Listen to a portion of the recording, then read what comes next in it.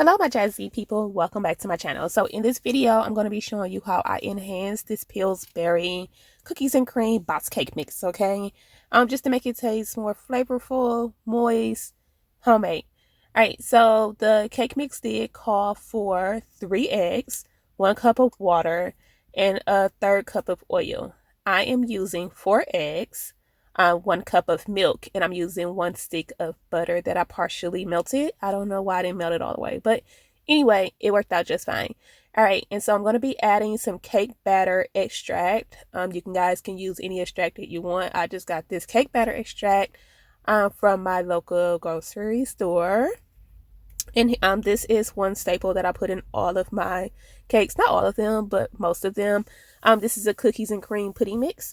I am only going to use half the pack because this is a really large pack, you guys. It's way bigger than the normal size box of pudding mix. I'm not going to add any more extra water or anything. Nothing according to this box. I am just going to add a half a pack of it. And that's it. Just go ahead and mix it up. Bake it according to the box.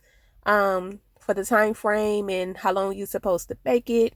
And when it got out, I frosted it and I added some crushed Oreo cookies to the top.